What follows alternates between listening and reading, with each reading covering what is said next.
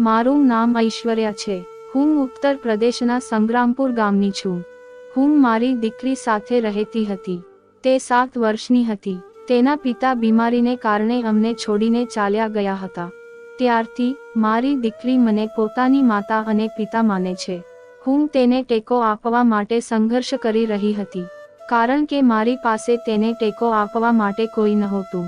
તેની દીકરીને તેની માતા માટે ઉછેરવી અને પછી જ્યારે તે મોટી થાય છે ત્યારે તેને વિદાય આપવી એ સૌથી મહત્વપૂર્ણ અને સૌથી મોટી સમસ્યા છે. મારી દીકરીનો રંગ ઘેરો હતો. તે દેખાવમાં ખૂબ જ શ્યામ હતી. હું તેના માટે સંબંધ શોધી રહી હતી, પરંતુ તેના માટે કોઈ સંબંધ જ નહોતો. એકવાર તેના માટે સંબંધ બન્યો. તે છોકરો ખૂબ જ સુંદર હતો અને તેનો પરિવાર પણ ખૂબ જ સારો હતો. આવા છોકરાને જોઈને મને આશ્ચર્ય થયું. મેં તરત જ આ પ્રસ્તાવ સ્વીકાર્યો અને મારી દીકરીના લગ્નની તૈયારી શરૂ કરી. હું હજુ સુધી દહેજ લેવા માટે સંમત થયો ન હતો. તેઓ ખૂબ જ સારા લોકો હતા. પણ જ્યારે લગ્નનો સમય આવ્યો અને મારી દીકરીના લગ્ન થવાના હતા, ત્યારે તેણે મને એવી કિંમતી વસ્તુ માંગી કે જેના વિશે સાંભળીને મને આશ્ચર્ય થયું. બંધ કરવું ખૂબ જ મુશ્કેલ હતું. હું મારી દીકરીના લગ્ન તૂટવા અને લગ્ન સમારોહ પાછો જવા દેવા તૈયાર નહોતો. જો આવું થાય તો મારી દીકરીનું હૃદય તૂટી જશે. મેં સંમતિ આપી અને તેને મારી સૌથી કિંમતી વસ્તુ આપી. પરંતુ ત્યાં ગયાના 3 કલાક પછી દરવાજો અચાનક તૂટી ગયો. જ્યારે મેં દરવાજો ખોલ્યો ત્યારે સામેથી દૃશ્ય જોઈને હું ચોંકી ગયો, કારણ કે મારી દીકરી દરવાજા પાસે ઊભી હતી અને રાત્રે તે એકલી હતી. મેં મારી દીકરીને પૂછ્યું, શું થયું? તેણે કહ્યું, હું તમારી સાથે છું. હું મારી દીકરીનો ચહેરો જોઈ શકતો હતો. મારા પગ જમીન પરથી લપસી ગયા. તેના ચહેરાને કારણે. મારી એકમાત્ર દીકરી. તેનું નામ કિરણ છે. જીવન સરળ નહોતું, પણ મને ખબર નહોતી કે જીવનમાં આવું તોફાન આવશે. મારા પતિ આ દુનિયા છોડીને ચાલ્યા ગયા હતા. મેં દિવસ રાત મહેનત કરી. કપડાં કેવી રીતે સીવવા. મને ખબર હતી કે અને આમ કરવાથી હું મારી દીકરી અને મારી જાતની સંભાળ રાખી શક્યો. અમારું ગામ ખૂબ નાનું હતું. સમય પસાર થતો ગયો. ત્યાંના લોકો હંમેશા બીજાઓ માટે ખૂબ જ વિચિત્ર રહેતા. હંમેશા બીજાઓની ખામીઓ પર નજર રાખતા, તેમની ખામીઓ શોધતા અને વાતો કરતા. તેમનું કામ ખૂબ જ મહત્વપૂર્ણ હતું. દરેકના જીવનમાં શું ચાલી રહ્યું છે, કોઈના ઘરમાં શું ચાલી રહ્યું છે અને કોની દીકરી ક્યાંક જઈ રહી છે, બધાની નજર આ બાળકી પર હતી. મારી દીકરી કિરણ ખૂબ જ સરળ છોકરી હતી. તે એટલી સુંદર હતી કે મારી દીકરી પણ બીજી છોકરીઓની જેમ હસતી હતી. પરંતુ તે કમનસીબ હતી કે તેને આવું કરવાથી રોકવામાં આવી.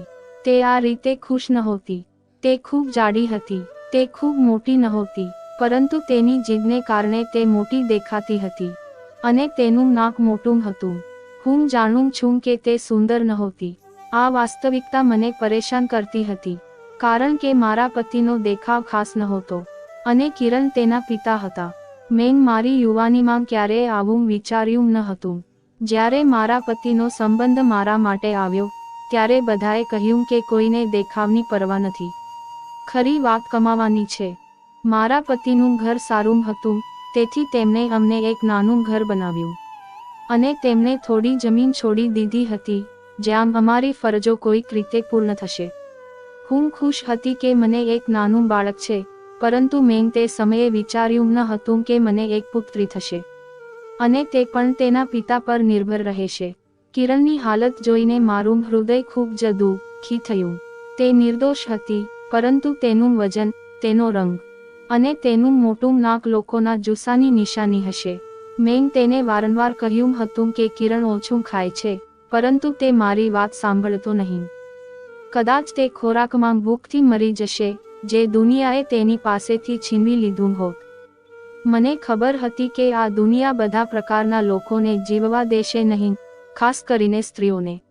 મારી દીકરી ગામના બાળકો સાથે રહેવા પણ તૈયાર નહોતી અને હું કંઈ કરી શકતી નહોતી.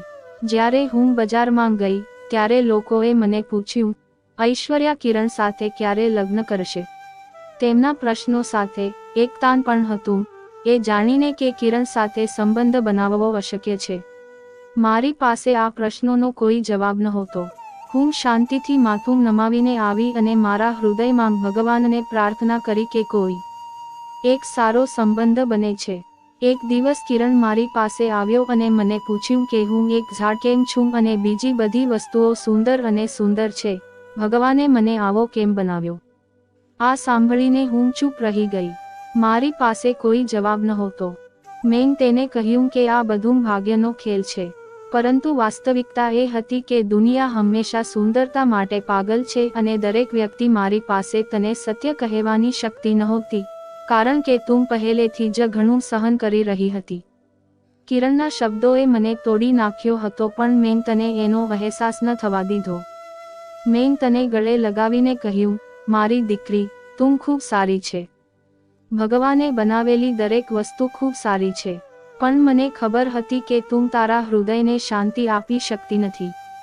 મને ખબર હતી કે આ સમાજ, મેં તેને કહ્યું કે તેને શાંતિથી રહેવા ન દે. એક દિવસ ગામની એક સ્ત્રી મારી પાસે આવી અને કહ્યું, ઐશ્વર્યા, મેં તને કંઈક પૂછ્યું છે, તને ખોટું નહીં લાગે? શું તેં તારી દીકરીના સંબંધ વિશે વિચાર્યું છે? મેં મારા માથા પર કાબૂ રાખ્યો અને કહ્યું, મારી દીકરી હજુ નાની છે. મારી વાત સાંભળીને તે હસી પડી અને તેને કહ્યું, ઐશ્વર્યા, તેને નારાજ ન થવા દે. તેના શબ્દોથી મને દુઃખ થયું, પણ હું કંઈ કરી શકી નહીં. ગામલોકોના શબ્દો, તેમની આંખો અને તેમના કાર્યો મારાથી ભરાઈ ગયા. હું કિરણને બધાને બચાવવા માટે કહી રહ્યો હતો, પણ મને ખબર હતી કે આ સરળ નહીં હોય. મને વિશ્વાસ હતો કે ભલે તું મુશ્કેલીમાં હોય, પણ હું મારી દીકરી માટે લડીશ. મને ખબર નથી કે આ દુનિયા તને સ્વીકારશે કે નહીં, પણ હું તને ક્યારેય એકલી નહીં છોડું. કિરણનું જીવન મુશ્કેલીઓથી ભરેલું હતું. લોકોના હંમેશા પોતાના રંગો હતા અને સ્ક્રીન પર ચહેરો બનાવતી. જ્યારે તેને લઈ જવામાં આવતી ત્યારે તે દરરોજ અંદરથી તૂટી જતી, પણ તેને ક્યારેય કોઈની સામે પોતાનું દુઃખ વ્યક્ત કર્યું નહીં. હવે તે નાની હતી અને તેને મને તેના લગ્ન માટે નવા વાસણમાં નાખ્યો હતો. ગામની સ્ત્રીઓ અને પુરુષો હંમેશા અમારા જીવનમાં જીવનનિર્વાહ કરવાનો પ્રયાસ કરતા. હું મારી દીકરી માટે પત્ની ક્યાંથી લાવીશ? તેને મને વાસણમાં નાખ્યો હતો. હું મારી દીકરી માટે પતિ શોધવા માટે સંમત થઈ. ભલે દુનિયા કહે, અમારા ગામમાં એક સ્ત્રી હતી જે ગામની સગી હતી. ગામલોકો તેને રશ્મિ બુઆ કહેતા. હું તેની પાસે ગયો. મેં તેને પૈસા આપ્યા અને કહ્યું કે મારી દીકરી માટે સારો પતિ શોધ. પણ મેં તેને ખૂબ સરસ રીતે કહ્યું કે કોઈને આ વિશે ખબર ન પડે. મને ઈર્ષા નહોતી કે લોકો અમારા વિશે જાણશે અને વધુ વાતો કરું. થોડા દિવસો પછી મારી દીકરીનો સંબંધ આવવા લાગ્યો. લોકોને આશ્ચર્ય થવા લાગ્યું કે કિરણને કેવી રીતે સંબંધ મળી રહ્યો છે. લોકો જે ઈચ્છે તે કહેતા. હું તેના શબ્દો સાંભળતો રહ્યો. જ્યારે સંબંધ બન્યો ત્યારે હું મારા હૃદયમાં આશા રાખતો હતો કે આ સંબંધ મારી દીકરી માટે હશે, પરંતુ હંમેશા તે આશા તૂટી ગઈ. કિરણને મળવા આવેલા લોકો, તે સ્પષ્ટપણે ના પાડી રહ્યો હતો. તેના કઠોર શબ્દો હૃદયદ્રાવક હતા.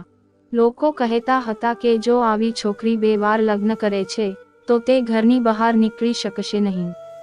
કોઈએ કહ્યું, તેનો રંગ જુઓ, એવું લાગે છે કે તેને કાળો ડ્રેસ પહેર્યો છે. તેના શબ્દોથી મારી પુત્રી ઉદાસ દેખાતી હતી, પરંતુ તેને કંઈ કહ્યું નહીં. કિરણને ખુશ કરવા માટે મેં એક અનોખો નિર્ણય લીધો હતો. મેં મારી પુત્રીને ખુશ કરવા માટે ઘરમાં એક જીવ રાખવાનું વિચાર્યું, કારણ કે મારી પુત્રી જીવંત પ્રાણીઓની પ્રેમી નથી. મેં મારા બાળકના પૈસા ખર્ચીને એક બકરી ખરીદી. આ બકરી ખૂબ જ સુંદર અને ખૂબ મોંઘી હતી. હું તેની સુંદરતા સાથે કંઈ પણ ખરીદી શકું તેમ નહોતો, પરંતુ મારી પુત્રી તેના આમંત્રણથી ખુશ હતી. તેનો ચહેરો હંમેશા ખુશ રહેતો હતો. તેની બકરી ખૂબ પ્રેમ કરતી હતી અને તેની ખૂબ કાળજી રાખતી હતી. હવે અમે એ જ દૂધથી ચા બનાવતા હતા. બકરીનું દૂધ ખૂબ મોંઘું હતું, તેથી અમે અમારું દૂધ વેચવાનું શરૂ કર્યું અને લોકો તેને સારા ભાવે ખરીદતા હતા. આ પૈસાથી મારી પુત્રી અને મારા લગ્ન થઈ રહ્યા હતા. બકરીએ અમારા જીવનમાં ઘણી બધી વસ્તુઓ કરી હતી. તેની સાથે મારી પુત્રી આખો દિવસ ખુશીથી જીવી રહી હતી. અમે અમારું દૂધ વેચીને મરી રહ્યા હતા, પરંતુ તે પણ અમારા માટે ખૂબ મદદરૂપ સાબિત થયું. હવે પૈસાથી ઘર બની રહ્યું હતું અને અમારી જરૂરિયાતો મોટાભાગે પૂર્ણ થઈ રહી હતી. તે સિવાય અમારી જમીનની સંપત્તિમાંથી જે પૈસા આવતા હતા તે પૈસા મારી પુત્રીના દહેજ માટે ઉપયોગમાં લેવાતા હતા. મેં હંમેશા અમને એક કરવા માટે દહેજ આપવાનું વિચાર્યું, પરંતુ મારી પાસે આ પહેલી વસ્તુ હતી. કંઈ પણ ખરીદવાનો કોઈ સાધન નહોતો. હવે જ્યારે મેં થોડા પૈસા કમાવવાનું શરૂ કર્યું ત્યારે મેં મારી પુત્રી માટે નાની વસ્તુઓ ખરીદવાનું શરૂ કર્યું. મેં કિરણને ક્યારેય ખ્યાલ ન આવવા દીધો કે હું આ બધું ખૂબ જ મહેનતથી કરી રહી છું. મને ખૂબ આનંદ થયો કે તે મારી સમસ્યાઓ સમજી જશે અથવા તે તેનાથી પ્રભાવિત થશે. કિરણ માટે બધું ખૂબ જ મહત્વપૂર્ણ હતું. તેના જીવનમાં તે પકડાઈ ગઈ, જે ખુશીઓથી ભરેલી હતી. તે મને પોતાનો વિશ્વાસ પણ આપતી. તે બકરી સાથે રમતી, તેને હાથમાં પકડી રાખતી અને તે પોતાના હૃદયની વાત કરતી. આ બધું જોઈને મારું હૃદય ખુશ થતું કે એવી ક્ષણો આવે છે જ્યારે તે પોતાની મુશ્કેલીઓ ભૂલીને ખુશ થઈ શકે છે. પરંતુ દુનિયાની વાતો પૂરી થતી નથી. ગામની સ્ત્રીઓ હજુ પણ આપના પર નજર રાખતી. તે મારી પીઠ પાછળ વાત કરતી કે ઐશ્વર્યા ફક્ત તેની પુત્રીને દહેજ આપવા તૈયાર છે, પણ આટલી સસ્તી છોકરીને તેના પરિવારની વહુ કોણ બનાવશે? આ સાંભળીને હું ચૂપ થઈ ગયો, પણ હું મારા મનમાં પ્રાર્થના કરી રહ્યો હતો કે ભગવાન મારી પુત્રી કિરણ માટે સારો મેળ શોધે. આ સમયે મારા માટે ખૂબ જ મુશ્કેલ હતું. એક બાજુ લોકોના શબ્દો અને બીજી બાજુ કિરણનું મૌન, જે મને અંદરથી મારી રહ્યું હતું. પણ મેં હિંમત હારી નહીં. મેં મારા હૃદયને મજબૂત બનાવ્યું અને મારા પરિવારને વચન આપ્યું કે હું મારી પુત્રી માટે લડીશ. છેવટે દુનિયામાં મારા સિવાય બીજું કોણ છે? જો હું તેને સમજી ન શકું તો મારી પુત્રીનું શું થશે? હું મારી પુત્રીને ખુશ કરવા માટે બધું જ કરીશ. કિરણ બકરી સાથે પોતાની દુનિયામાં વ્યસ્ત થઈ જતી હતી. હું સવારે દૂધ કાપતી અને ક્યારેક તેની સાથે રમતી. આ રીતે મારી પુત્રીનું હૃદય હંમેશા બંધ રહેતું. મને પણ રાહત થતી કે તેનું હૃદય હંમેશા બંધ રહેતું. અને હું થોડી નસીબદાર છું. છતાં મારા હૃદયમાં એક શૂન્યતા હતી. મને ખબર હતી કે કિરણના જીવન માટે આ ખુશી પૂરતી નથી. તેને સારા ભવિષ્ય અને પ્રેમાળ જીવનસાથીની જરૂર છે. પરંતુ આ બધું સ્વપ્ન જેવું લાગતું હતું. આવા સંજોગોમાં એક દિવસ મને સમાચાર મળ્યા કે મારી બાળપણની મિત્ર ઉર્મિલા, જે ઘણા વર્ષો પહેલા અમારું ગામ છોડીને શહેરમાં રહી ગઈ હતી, પણ હવે પાછી આવી ગઈ છે. ઉર્મિલા વિશે સાંભળીને મારા હૃદયમાં ખુશીની લહેર દોડી ગઈ. તે મારી ખૂબ જ નજીકની મિત્ર હતી. પણ ગામ છોડ્યા પછી અમે ક્યારેય એકબીજાને મળ્યા નહીં. કારણ કે અમારું ગામ શહેર હતું. હું ખૂબ દૂર હતી. હું ક્યારેય શહેરમાં જવા માંગતી નહોતી. અને તેમ છતાં મારા લગ્ન પછી હું ક્યારેય ગામમાં પાછી ફરી નહીં. ઉર્મિલા એક સામાન્ય સ્ત્રી હતી. ગામલોકો માટે તે એક ચારિત્ર્યહીન છોકરી હતી, જેણે પોતાના પ્રેમ માટે પોતાના પરિવાર અને લાગણીઓનું બલિદાન આપ્યું. તેણે પોતાના પતિ સાથે લગ્ન કર્યા. તેનો પતિ પોતાનું જીવન જીવવા માટે શહેરમાં ગયો હતો અને તેના પતિ સાથે સુખી જીવન જીવવા લાગી. ભગવાને તેને તેના રૂપમાં એક પુત્રી આપી હતી. પરંતુ જ્યારે તેની પુત્રી યુવાન થઈ, આટલા વર્ષો પછી, તેની પુત્રીના લગ્ન પછી તેનું ગામ પાછું આવ્યું.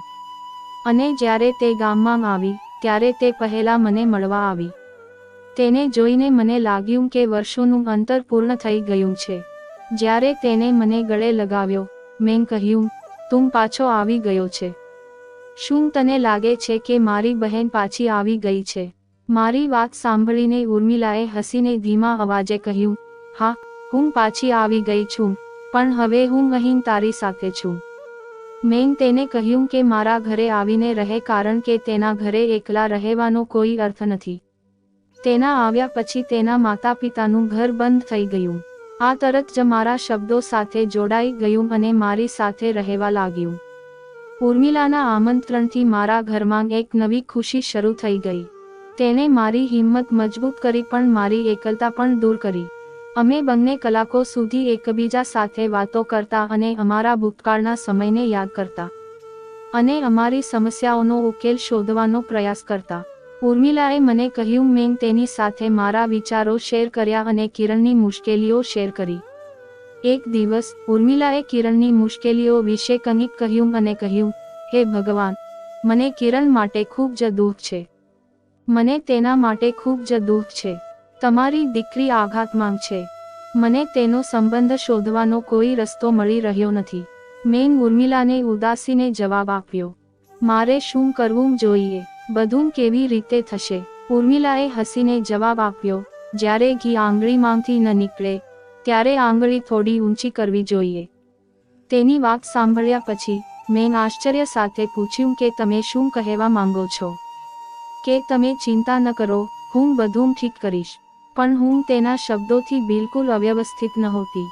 અને ઉર્મિલાએ હંમેશા પોતાના જીવનના નિર્ણયો પોતાની રીતે લીધા. અને ગામલોકો તેના વિશે વાત કરતા હતા. તેઓ વિચિત્ર વિનંતીઓ કરતા હતા. તેઓ કહેતા હતા કે બીજી કોઈ છોકરી નહીં આવે અને ગામલોકો પણ એ જ વાત કહેશે.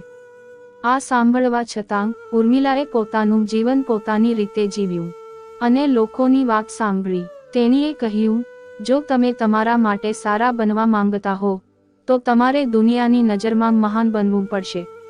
ઉર્મિલાએ મને એવો અહેસાસ કરાવ્યો કે તે કિરણ માટે સારો સંબંધ શોધી રહી છે. તેના શબ્દોમાં મારામાં એટલો આત્મવિશ્વાસ હતો કે મને લાગ્યું કે કદાચ તે ખરેખર કંઈક કરી શકે છે. પરંતુ મને હજુ પણ તેના પર વિશ્વાસ નહોતો. મને શંકા હતી અને લોકોની હાજરીમાં ઉર્મિલા શું કરી શકે? ઉર્મિલાની હાજરીમાં મારું હૃદય થોડું ખોવાઈ ગયું હતું. પરંતુ તેના ઉપયોગ, તેના શબ્દો અને તેના વિશ્વાસે મને આશા આપી હતી. પરંતુ અંદરથી હું હજુ પણ લાચાર અને લાચાર હતો. કિરણને જોઈને મારું હૃદય તૂટી ગયું. હું ઉર્મિલાના શબ્દોની મદદથી કોઈ ચમત્કારની આશા રાખવાનો પ્રયાસ કરી રહ્યો હતો. ઉર્મિલાના આગમન પછી મને લાગ્યું કે મારું જીવન એક નવો વળાંક લઈ રહ્યું છે. તે પોતાના જીવનની કડવાશ ભૂલી ગઈ હતી અને મારા અને કિરણના જીવનને વધુ સારું બનાવવાની જવાબદારી લીધી હતી. એક દિવસ તેણે મને આશ્ચર્યચકિત કરી દીધું. તેણે મને કહ્યું કે તેણે ગામડામાં પોતાનું ઘર વેચી દીધું છે અને મારા ઘરના બધા પૈસા ખર્ચી નાખ્યા છે. મેં તેને કાળજીપૂર્વક પૂછ્યું, ઉર્મિલ, તમે આ બધું કેમ કરી રહ્યા છો? તમારે આપના માટે આ બધું કરવાની જરૂર નથી. તેણીએ હસીને મારા પ્રશ્નનો જવાબ આપ્યો કે મારા સિવાય મારું બીજું કોઈ નથી. મારા માતા પિતા હવે આ દુનિયામાં નથી. મારા સગાનો પહેલાથી જ મૃત્યુ પામ્યા છે. હું તેમનાથી ગુસ્સે છું અને મારી પુત્રી તેના નવા જીવનમાં વ્યસ્ત છે. મારી પાસે આ બધું સંભાળવા માટે કોઈ નથી. મેં મારી પુત્રીને શહેરમાં મારું ઘર આપ્યું છે. તેથી આ બધું તમારા માટે ઉપયોગી છે. તેને ફક્ત મારું ઘર રિપેર કર્યું, વધુ નહીં. પણ મારા કપડાં ધોવા માટે તેણે મને વોશિંગ મશીન અને એક નવું રેફ્રિજરેટર ખરીદ્યું. અમારા ઘરમાં લાઇટિંગ નહોતી, તેણે ઘરમાં વીજળીની વ્યવસ્થા પણ બનાવી. મારું જૂનું ફ્રીજ હંમેશા ખરાબ રહેતું. લાઇટ વિના તે મોટાભાગે બંધ રહેતું. તેણે કિરણ માટે એક સુંદર ઘર બનાવ્યું હતું. મને આશ્ચર્ય થયું કે તે આ બધું પ્રેમથી કરે છે. ઉર્મિલાની મિત્રતા એવી હતી કે જ્યારે મેં તેને કહ્યું કે હું લોકોને કહેવા માંગુ છું કે તું મને આ રીતે મદદ કરી રહી છે, ત્યારે તેણે મને લોકોને કંઈ કહેવાની મંજૂરી ના આપી. ઉર્મિલાએ કહ્યું કે તું કોઈને કહેવા માંગતી નથી. તું ફક્ત એટલું જ કહેવા માંગે છે કે તું ભગવાનની ભેટ છે. ઉર્મિલાની વાત સાંભળીને મને તેનું વ્યક્તિત્વ વધુ ગમ્યું. ગામલોકો આશ્ચર્યચકિત થઈ ગયા. ઈશ્વર્યા લોટરી જીતવા અંગે બધે ચર્ચા થઈ રહી હતી. કેટલાક કહે છે કે આ બધું કેવી રીતે થયું. કેટલાક કહે છે કે ઈશ્વર્યાને ક્યાંક છુપાયેલો ખજાનો મળ્યો છે. મેં પણ બધાને જવાબ આપ્યો હતો કે હું ભગવાનનો આભારી છું કે તેણે મને બધું આપ્યું છે. પરંતુ અંદરથી મને ખબર હતી કે આ બધું ઉર્મિલાને કારણે થઈ રહ્યું છે. તે પોતાના જીવનની લડાઈ જીતીને પાછી આવી હતી. તેણીએ ખુશહાલ જીવન જીવ્યું અને તેની પુત્રીના લગ્ન એક સારા માણસ સાથે કરાવ્યા. તે ગામલોકો માટે એક વિચિત્ર માણસ હતો, જેને ગામલોકો ક્યારેય સમજી શક્યા નહીં. કદાચ એટલા માટે જ લોકોને લાગતું હતું કે તેના નિર્ણયો અર્થહીન હતા. તે 2 કે 3 મહિના પછી જ અહીં આવ્યો હતો અને અમારા ઘરમાં અમારા સારા સંબંધો હતા. આ પહેલી વાર હતું કે કોઈ અમારા ઘરે પ્રકાશના સંબંધ માટે આવ્યું. જ્યારે મેં આ સાંભળ્યું, મને વિશ્વાસ ન આવ્યો. હું વિચારવા લાગ્યો કે કદાચ છોકરાઓની અછત હશે, અથવા કદાચ છોકરાઓ પહેલાથી જ પરિણીત હશે, અથવા તેમનામાં કંઈક ખોટું હશે. પરંતુ જ્યારે મને ખબર પડી કે છોકરાઓ યુવાન હતા, પણ સુંદર પણ હતા. તેમનો રંગ સ્પષ્ટ અને સુંદર હતો. તેમનો પરિવાર સારો અને ખુશ હતો. પરંતુ મેં તેમના વિશે સાંભળ્યું હતું. તેઓ ખૂબ જ લોભી લોકો હતા. મને લાગ્યું કે આજકાલ બધા લોભી છે. આ કોઈ મોટી વાત નથી. મેં ઉર્મિલાને કહ્યું કે હું તેના લોભને ગણીને તેની પાસે આવીશ. મેં તેને કહ્યું કે ઐશ્વર્યા, આ સંબંધ ઘણા સમયથી ચાલી રહ્યો છે અને તમે અહીં તમારી દીકરી માટે આવ્યા છો. જો તમને આટલી મુશ્કેલી પછી આ ખુશી મળી છે, તો તમારે તેનું સ્વાગત કરવું જોઈએ. છોકરાના પરિવારે સંબંધ વિશે વાત કરવા માટે અમારા ઘરે આવવાની પરવાનગી માંગી હતી. મેં તેને કહ્યું કે તું મારી દીકરીને જોવા માંગે છે અને વિધિ કરવા માંગે છે, અને તું મારી દીકરી માટે ભેટ પણ લાવવા માંગે છે. આ બધું સાંભળ્યા પછી મને ખુશી થઈ. મારી આંખોમાં આંસુ આવી ગયા. અને ઉર્મિલાએ કહ્યું કે આ ખુશ રહેવાનો સમય છે અને તારે તેને તારા હૃદયના ઊંડાણથી સ્વીકારવો જોઈએ. તેના શબ્દોએ મને થોડી હિંમત આપી. પણ મારા હૃદયમાં એક ડર હતો કે કિરણના જીવનમાં આ ખુશી આવી શકે છે. પરંતુ મેં ભગવાનને પ્રાર્થના કરી કે આ સંબંધ મારી દીકરી માટે ખુશીનો માર્ગ બને. જ્યારે છોકરાઓનો પરિવાર અમારા ઘરે આવ્યો, ત્યારે આખો પડોશ ગડબડમાં હતો અને બધા ફરિયાદ કરવા લાગ્યા કે ગામના સૌથી સુંદર અને સક્ષમ છોકરાનો મારી દીકરી સાથે સંબંધ છે. તેઓ દીવા સાથે વાત કરી રહ્યા હતા અને અમારા ફર્નિચર અને વસ્તુઓ પર સવાલ ઉઠાવી રહ્યા હતા. તેના કાર્યો પરથી હું જોઈ શકતો હતો કે તે લોભી હતી, પરંતુ તેના શબ્દો ખૂબ સારા હતા, કારણ કે તે ખૂબ ખુશ દેખાતી હતી. છોકરાના પિતાએ કહ્યું, અમને ફક્ત તમારી દીકરી જોઈએ છે. અમે આ સંબંધ માટે પ્રસ્તાવ મૂક્યો છે અને અમે 1 મહિનામાં લગ્ન કરીશું. આ સાંભળીને મારું હૃદય ખુશીથી ભરાઈ ગયું. પણ હું થોડી ચિંતિત થઈ ગઈ. મેં કહ્યું, 1 મહિનામાં આપણે કેવી તૈયારી કરીશું? લગ્ન કરવા માટે માતાએ કહ્યું કે અમને કન્યાની જરૂર નથી. તમે અમને આવી પુત્રી આપી રહ્યા છો. આ અમારા માટે સૌથી મોટી ભેટ છે. આ બધું મને સ્વપ્ન જેવું લાગ્યું. એક વ્યક્તિ હતી જેને મારી પુત્રીના વજન માટે ઘણી ગણતરીઓ કરી હતી, અને આજે લોકો મારી પુત્રી માટે ગણતરીઓ કરી રહ્યા હતા. મને આશ્ચર્ય થયું. તેનું વર્તન કેવી રીતે બદલાયું અને કિરણ પણ ખુશ હતી. તે પહેલી વાર કોઈથી શરમાતી નહોતી. પરિવાર તરફથી આટલો આદર અને પ્રેમ હતો. તે તેના હૃદયમાં ખુશ હતી. પરિવારે કહ્યું કે તે શક્ય તેટલી વહેલી તકે લગ્ન કરવા કહી રહી છે. ઉર્મિલાએ મને સમજાવ્યું કે ઐશ્વર્યા, જ્યારે સારો સંબંધ મળી જાય ત્યારે વધુ વિચારવાની જરૂર નથી. બંને આટલા જલ્દી લગ્ન કરી લે છે. તે કરવાનું વધુ સારું છે. સમય બગાડો નહીં અને તમારા લગ્નની તારીખ નક્કી કરો. આખા ગામને લાગ્યું કે કિરણ જેવી છોકરી લગ્ન કરવા જઈ રહી છે. આ લોકો ચૂપ રહેવાના મૂડમાં નથી. ઘણી ચર્ચાઓ થઈ. કેટલાકે કહ્યું કે આ કેવી રીતે શક્ય છે. કેટલાકે કહ્યું કે છોકરાના પરિવારને મુશ્કેલી પડશે, અથવા છોકરાના પરિવારને લોભી હોવું જોઈએ. ક્યારે મેં મારા સંબંધીઓને કહ્યું, જો છોકરાના માતા પિતા લોભી હોય તો શું? સૌથી મોટી વાત એ છે કે તે મારી પુત્રીને સ્વીકારી રહ્યો છે, જે આખી જિંદગી લોકોના ધ્યાનનું પ્રતીક છે. તેનું હૃદય શુદ્ધ છે. મારા માટે આ પૂરતું છે. મેં લગ્નની તૈયારીઓ શરૂ કરી દીધી. છોકરાના પરિવારે અમને લગ્નમાં ખૂબ જ પરેશાન કર્યા. તે તૈયારીઓમાં વ્યસ્ત હતો અને વારંવાર કહેતો હતો કે અમને દહેજની જરૂર નથી. આજકાલ આપણે આ લોકોને દોડતા જોઈ શકીએ છીએ. કિરણના અંદર એક નવો ઉત્સાહ આવી ગયો હતો. તે હજી પણ તેની પાઘડીને સુરક્ષિત રાખવાના હેતુથી તેના લગ્નની તૈયારી કરી રહી હતી. જીવનમાં પહેલી વાર તેણીને લાગ્યું કે તે કોઈ માટે મહત્વપૂર્ણ છે. લગ્નની તારીખ નજીક આવી રહી હતી. મારા હૃદયમાં ખુશી અને શાંતિ હતી, જે મેં ક્યારેય મારા સપનામાં પણ કલ્પના કરી ન હતી. ઉર્મિલાને કારણે આ બધું શક્ય બન્યું. લગ્નનો દિવસ નજીક હતો અને ઘરમાં ખુશીનો માહોલ હતો.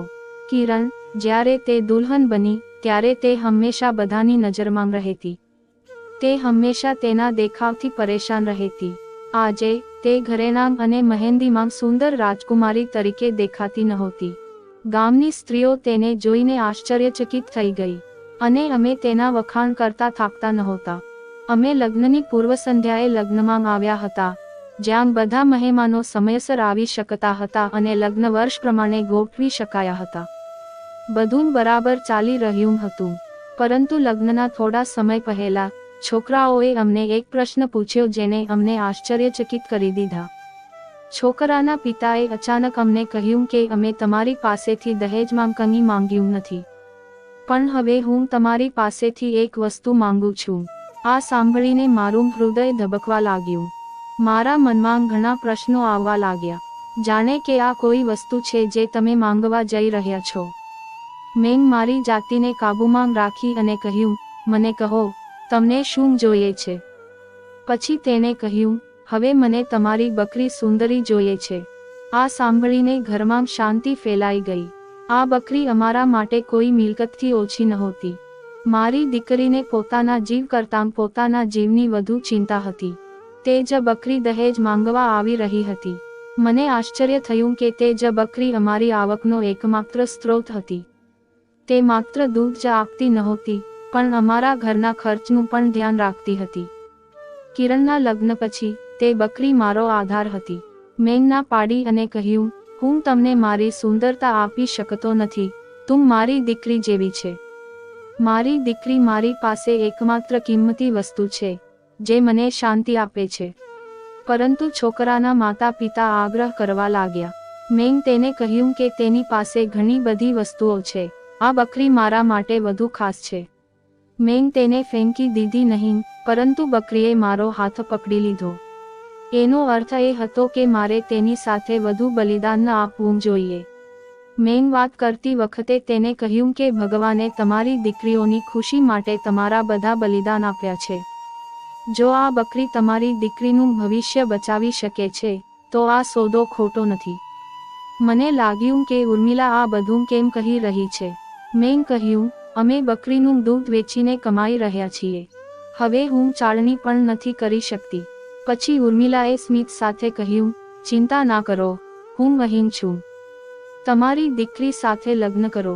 ઉર્મિલાને સમજાવ્યા પછી મેં મારું હૃદય સાફ કર્યું, અને મને બકરી આપવા સંમત થઈ. આ નિર્ણય મારા માટે યોગ્ય નહોતો, પણ મેં મારી દીકરી માટે બલિદાન આપ્યું.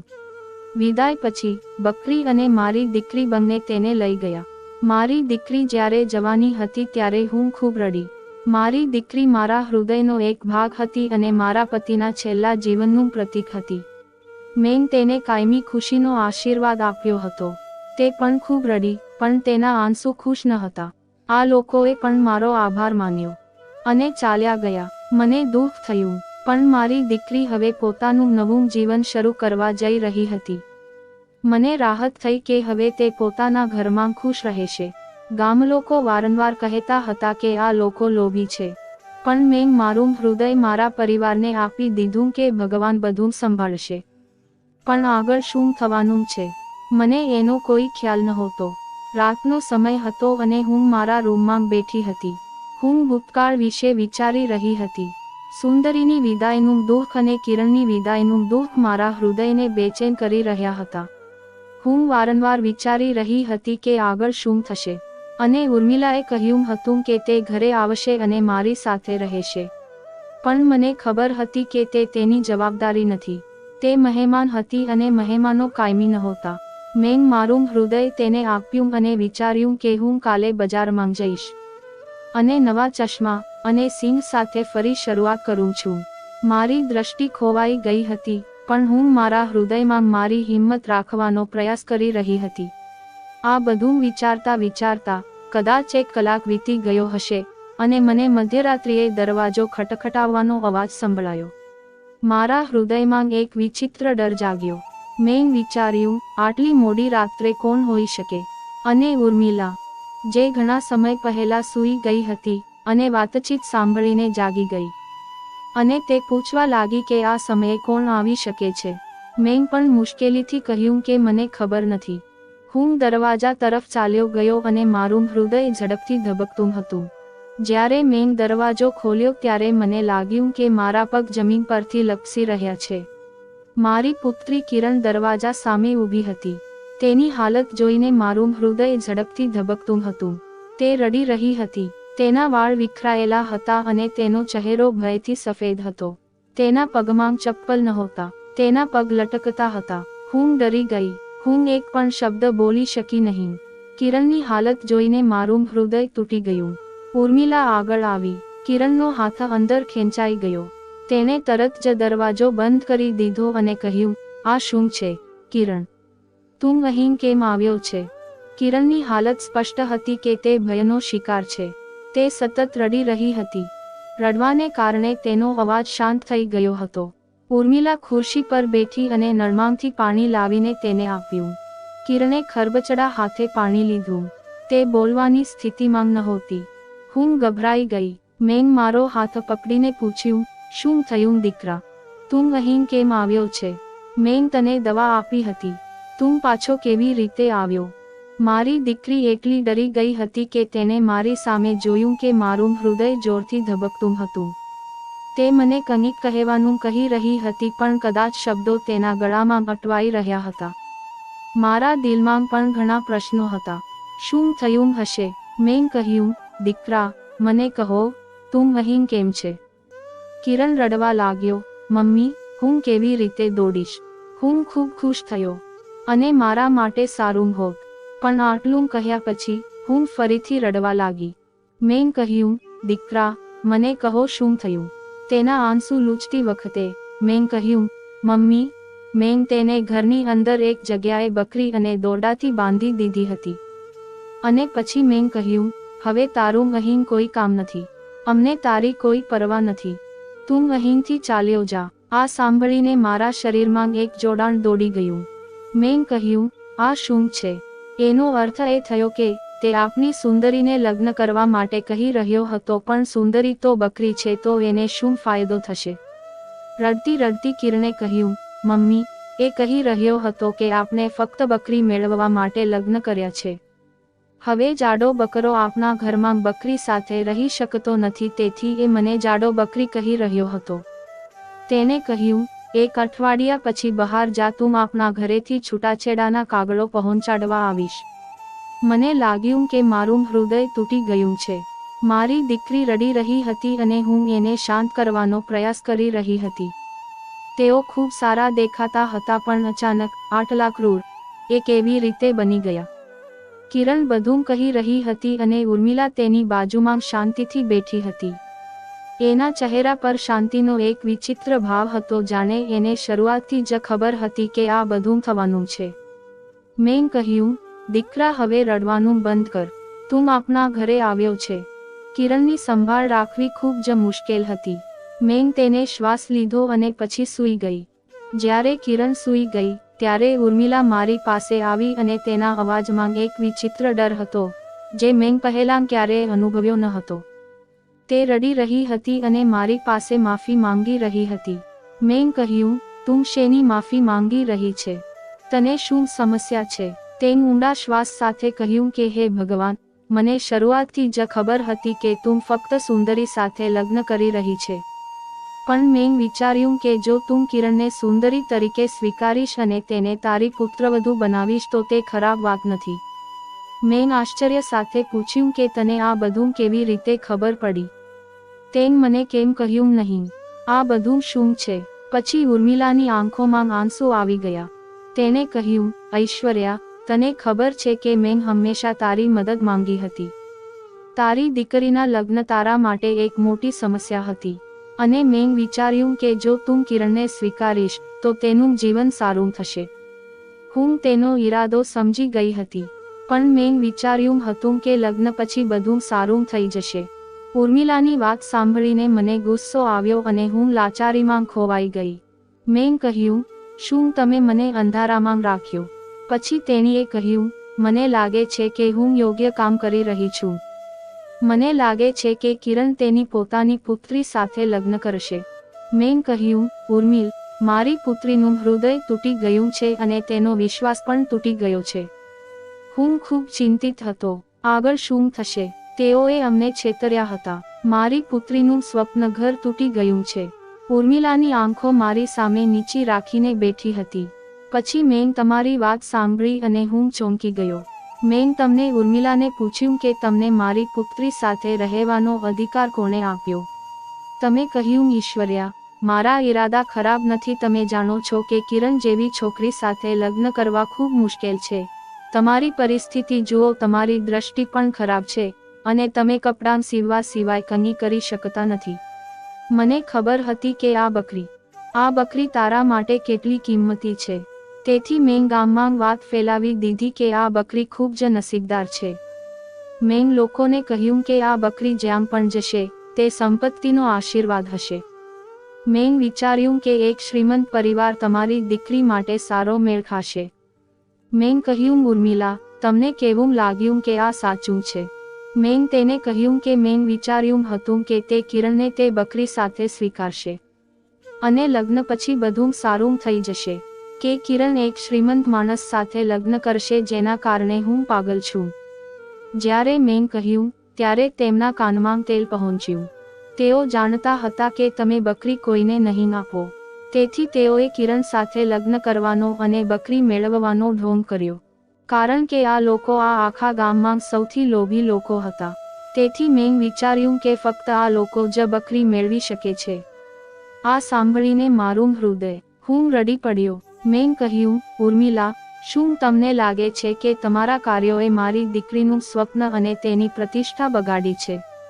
ઉર્મિલા રડી પડી અને બોલી, ઐશ્વર્યા, મેં વિચાર્યું હતું કે તમારી દીકરી માટે બધું સારું થશે. મારો એક જ ઈરાદો હતો, તને મદદ કરવાનો.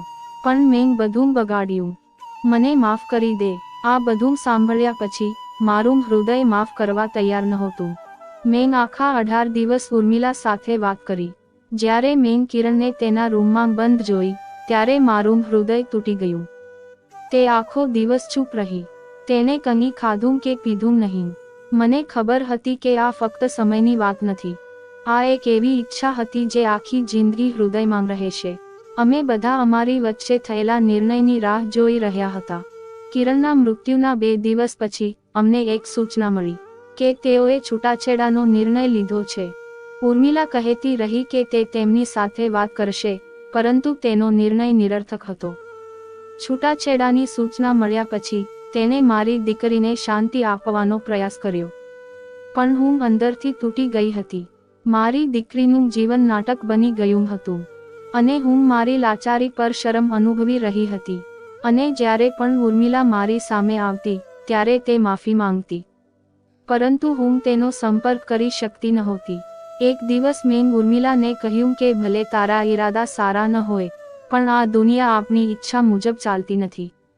તેણે જે કર્યું તેનું પરિણામ મારી દીકરીને ભોગવવું પડ્યું. પણ મેં તેને કહ્યું કે તે મારી દીકરીને તેનું જીવન સારું બનાવવામાં મદદ કરશે. પણ મને ખબર હતી કે હવે આ બધી વાતો ફક્ત આત્મવિશ્વાસ માટે છે. કિરણ સામે છૂટાછેડાનો કેસ હતો, પરંતુ તેનો પ્રભાવ તેના આત્મા સુધી પહોંચી ગયો હતો. મેં નક્કી કર્યું કે હું કિરણના જીવનને સુધારવા માટે કંઈ પણ કરીશ. આ સમયે મને ખબર નહોતી કે આગળ શું થશે, પણ એક યા બીજી રીતે મેં નક્કી કર્યું કે મારી દીકરીનું જીવન ખુશીઓથી ભરાઈ જશે. તે ઉર્મિલાની ભૂલ હતી, પણ મને લાગ્યું કે લોકો માટે તેનો લોભ વધી રહ્યો છે. જો તે મારી દીકરીને બકરી માટે સ્વીકારી લે, પરંતુ છતાં હું આખી જિંદગી મારી દીકરીને મનાવવાનો પ્રયાસ કરી રહ્યો હતો. તેના વિશે વિચાર્યા પછી મને સમજાયું કે આ સંબંધ સમાપ્ત થાય તો સારું રહેશે. કિરણને આ પરિસ્થિતિમાંથી બહાર નીકળવામાં થોડો સમય લાગ્યો, પણ ધીમે ધીમે તેણીએ પોતાના પરિવાર પર કાબૂ મેળવવાનું શરૂ કર્યું. થોડા મહિના પછી અમારા ગામના વડીલે તેણીને કહ્યું કે તેણીને કિરણ માટે સારો સંબંધ મળી ગયો છે. મેં તેને કહ્યું કે પહેલા તમારે તે છોકરા વિશે જાણવું પડશે. છોકરાનું નામ ઋતિક હતું. તે એક માનનીય માણસ હતો જેની શહેરમાં સારી નોકરી હતી. તેનો પગાર પણ ઓછો હતો અને તેની પહેલી પત્નીનું અવસાન થયું હતું. તેનો એક દીકરો હતો જે તેના દાદા દાદી સાથે રહેતો હતો. પરંતુ મેં નક્કી કર્યું કે હું આ સમયે કંઈ પણ છુપાવીશ નહીં. જ્યારે ઋતિકની માતા અમારા ઘરે આવી મેં તેને પહેલા લગ્ન અને કિરણ સાથેના તેના સંબંધ વિશે કહ્યું.